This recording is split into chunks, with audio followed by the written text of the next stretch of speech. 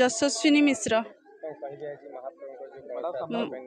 ନାଇଁ ଶ୍ରାବଣ ମାସରେ ଆମକୁ ଏଇ ସୁଯୋଗ ମିଳୁଥିବାରୁ ଆମକୁ ନିଜକୁ ଧନ୍ୟ ଭାବୁଛୁ ଯେ ବାବାଙ୍କର ଏତେ ବଡ଼ କାମରେ ଆମେ ଯୋଗ ଦେଇପାରୁଛୁ।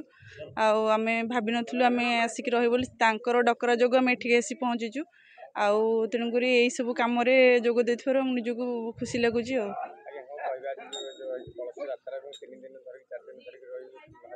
ନାଇଁ କାଲିଠାରୁ ଆକ୍ଚୁଆଲି ଆମର ଆରମ୍ଭ ହେଇଛି, କାଲିଠାରୁ ଆମର ଅଙ୍କୁରାରୋପଣ ଥିଲା, ଆଜି କଳସ ଯାତ୍ରା, ଆଉ କାଲିର ଯଜ୍ଞ ଅଛି, ଅଭିଷେକ ଅଛି ଠାକୁରଙ୍କର, ତା ପରଦିନ ପୂର୍ଣ୍ଣାହୁତି।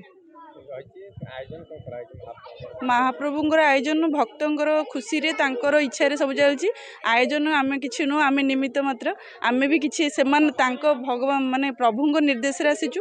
ପ୍ରଭୁ ହିଁ ସମସ୍ତଙ୍କୁ ଟାଣିକି ଆଣିଛନ୍ତି, ତାଙ୍କ ଡକରାରେ ଆସିଛନ୍ତି, ତାଙ୍କ ଡକରା ଅନୁସାରେ ସେମିତି ସୁରୁଖୁରୁରେ କାମ ହେବ, ସେଇଟା ହିଁ ଆମେ କାମନା କରୁଛୁ। ଆଉ କିଛି ବିଜୟ ପଟ୍ଟନାୟକ। ଆଉ ଆମେ ଏଠି ଜଳେଶ୍ୱରଙ୍କ ମନ୍ଦିର ପାଖରେ ଆମର ନୂତନ ଗୋଟେ ମହାଦେବଙ୍କ ମନ୍ଦିର ପ୍ରତିଷ୍ଠା କରିଛୁ।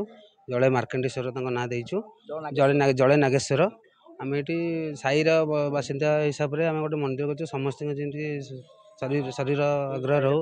ଆମର ସିଦ୍ଧ ମହାବୀର ଜଳେଶ୍ୱର ନଗର ସେଇଟା ଦିଆଯାଉଛି। ଆମେ ସେଠି ଚାହୁଁଛୁ ସମସ୍ତଙ୍କ ପାଇଁକି ଆମେ ଏଠି ଗୋଟେ ଛୋଟିଆ ମନ୍ଦିରଟା ସଂସାର ମଙ୍ଗଳ ପାଇଁକି ମହାଯଜ୍ଞ ଯାହାହେଲେ ଆପଣଙ୍କ ସେଇଠୁ ଗୋଟେ 20 ଡିସିମିଲ୍ ଭିତରେ ଆମର ସେଇଟା ମହାଦେବ ଅଧିକରେ ବିଶିଷ୍ଟ ମନ୍ଦିର ହେଇଛି। ସମସ୍ତଙ୍କ ପାଇଁ ଏଠି ବାହାଘର ବ୍ରତଘର ଉପଲକ୍ଷେ ଆମେ ଚେଷ୍ଟା କରୁଛୁ ସେଠି ସମସ୍ତେ ଯେମିତି ଆସିକି ଏଠି ମଙ୍ଗଳ କାର୍ଯ୍ୟକ୍ରମ ପାଇଁକା ଯେମିତି ଆସିକି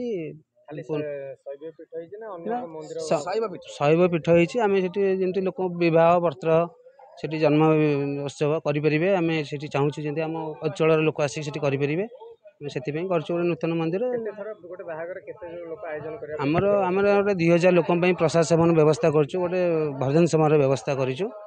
ଆଉ ବାହାଘର ପାଇଁକି ବି ପୂର୍ଣ୍ଣାହୁତି ଆପଣଙ୍କର ରହିଛି ଗୁରୁବାର ପୂର୍ଣ୍ଣାହୁତି ରହିଛି 4:30ରେ ରହିଛି। ପ୍ରସାଦ ସେବନ ରାତି 8ଟାରେ ରହିଛି ଆପଣଙ୍କର। ମୋ ନାଁ ଅଜୟ କୁମାର ମିଶ୍ର, ପୂଜାରୀ ଜଳେଶ୍ୱର ମହାଦେବ। ମହାପ୍ରଭୁଙ୍କର ଆଜି ପ୍ରତିଷ୍ଠା ଉତ୍ସବ ପାଳନ କରାହେଉଛି। ତାର ଜଳ ନାଗେଶ୍ୱର ମହାଦେବଙ୍କର ମହାଯଜ୍ଞ ହେବ, ମନ୍ଦିର ପ୍ରତିଷ୍ଠା ହେବ, ପୁନଃ ନୂତନ ମନ୍ଦିର ପ୍ରତିଷ୍ଠା ପାଇଁ କାର୍ଯ୍ୟକ୍ରମ କରାହେଉଛି। କଳସ ଯାତ୍ରା 50ରୁ ଅଧିକ ଉର୍ଦ୍ଧ୍ୱ ଲେଡ଼ିସ୍, 50ରୁ ଉର୍ଦ୍ଧ୍ୱ ପୁରୁଷ ସମାଲୋଚନା କରୁଛନ୍ତି ସାହି ବାସିନ୍ଦା ମିଶି। ଏଇଟା ଆଜ୍ଞା 4 ଦିନ ହିଁ ଚାଲୁଛି। ଆମର ପ୍ରଥମ ଦିନ ରହୁଛି ଅଙ୍କୁରାରୋପଣ, ସୋମବାସରେ ଅଙ୍କୁରାରୋପଣ, ମଙ୍ଗଳ ବୁଧ ଗୁର 3 ଦିନ ଯଜ୍ଞ ଆରମ୍ଭ, ପୂର୍ଣ୍ଣାହୁତି ଗୁରୁବାର ଦିନ ଆମର କରାଯିବ। ଯଜ୍ଞ ନୂତନ ମନ୍ଦିର ବିଗ୍ରହ ପ୍ରତିଷ୍ଠା ସକାଶେ ଆମେ ଯଜ୍ଞ କରୁଛୁ।